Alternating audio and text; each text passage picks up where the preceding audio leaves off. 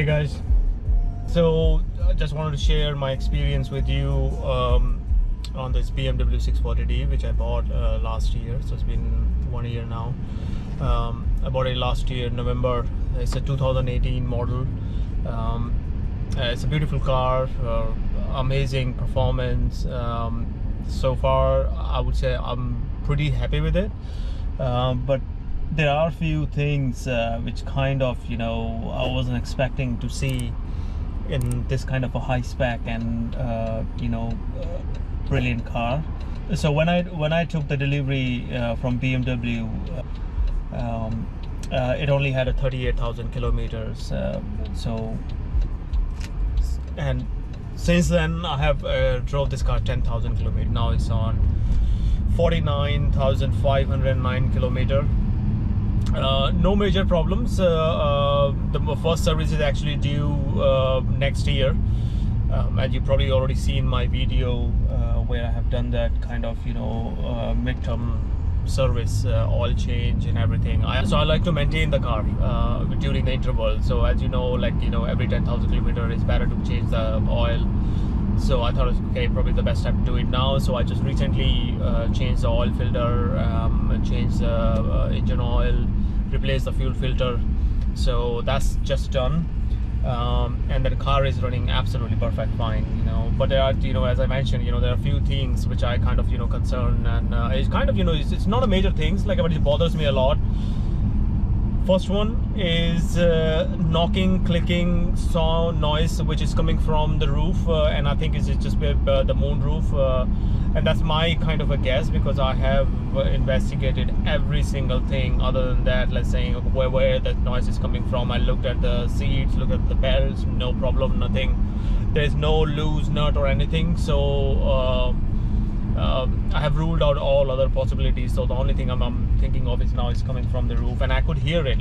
You always hear it from the passenger side, top left passenger side, and it gets very prominent when the moonroof is open. So you don't feel it, you don't hear it if you're running the car on a flat kind of road, and but only when you have few bumps and uneven road, and specifically if your car is going diagonally on those kind of bumps, then you hear that cluck cluck kind of a noise. I think it's somewhere around the rails of the moonroof internally. There's something is loose or something, so whenever it just goes, just kind of push that thing up. So that's the one thing. I gave my car to the BMW 3 times to sort this issue out. Every time they come back saying, oh, we can't, we tried to diagnose this, we can't find the issue.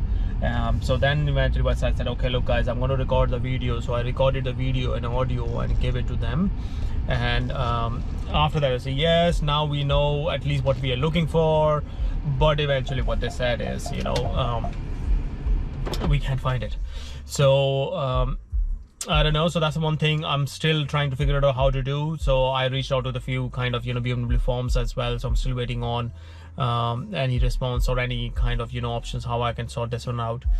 The other problem I have, and this is since I bought this car, is the DAB radio L line antenna.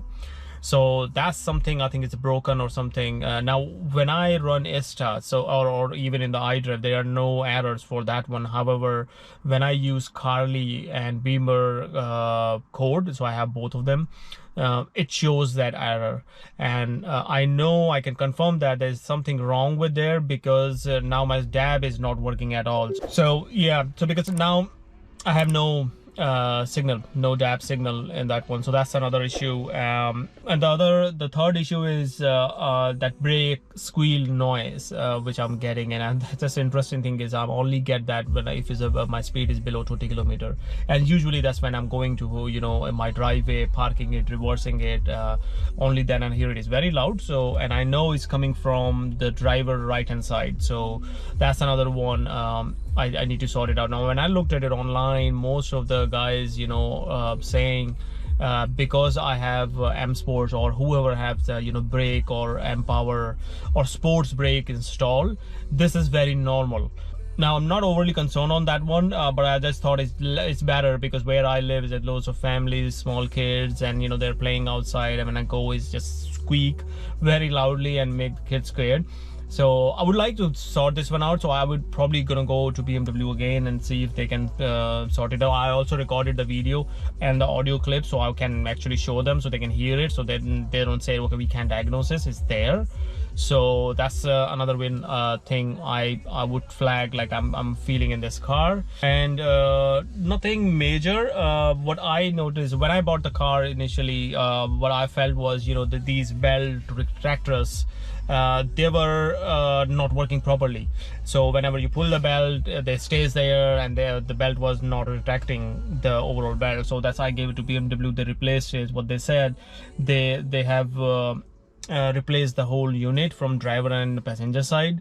But since then I'm feeling the driver side is okay, but there's a lot of play into the back seat of the passenger side. So if I go there, let's see if I can even show you. So this, you can see a lot of play, whereas in driver side that play is not there. So that's another one. Access lock. So now this is just recently happened, you know. So now the comfort access is working in all other door except the driver door. Now I'm not saying it's not working means it's not 100% working, but let's say if the car is parked overnight and when I'm coming in the morning, if I have a key with me and if I try to hold the handle, it doesn't open. So either I pull the handle to open the car. However, if I go in any other door and put my hand over the handle, it opens. So there's something definitely wrong. Now once it's open in the morning, then after that's no problem. So next time you lock it, try to hold the handle, it works fine. So that's something. And again, I have learned dealing with BMW all the time. Make a video. Any issues, record it. Make a video. Audio issue, record audio, show to them as a proof, so they can't deny that, because otherwise they will say they want to keep the car for 3 days and I say, oh, you know, we diagnosed it, our technician couldn't find anything. I said, what you talking about? I specifically mentioned this is an issue, I know it's in the car. Best thing is to record the video, record the audio, show it to BMW straight away, so they can't deny it. So they have to deal it because you have given the proof there's the issue. So that's the one. I think, yeah, these, I would say these are the 4 things mainly I'm getting a issue with. Now they're not kind of, you know, overly concerned. I'm not overly concerned on those because they're not stopping my day-to-day commute or anything else. So, but this is something I would still like to get it fixed. So if you guys feeling the same, or if you have a similar kind of issue, please let me know in the comments, because I would like to hear how are you coping with those, or is this just me or my ears just kind of, you know, bothering me a lot, and I'm just overly getting concerned on these things. If these are the problems, I would like to get it fixed, because my car is still under warranty and it's better to get everything fixed while in the warranty. So yeah, so these are the issues. Other than that, I love this car. Coming from 520D to 640D is tremendous amount of difference, and in a good way. Response is amazing. There was always a problem I felt in 520D, and that was purely the reason to move to something bigger engine. So in 520D there is always a lag when you try to accelerate the car, especially when, let's say, if you're on a traffic light and you try to move the car or try to drive the car, there is just a lag in the response. So you press the accelerator, nothing happened, and then quickly car picks up. So that kind of, you know, I didn't like it when in a 2-liter engines.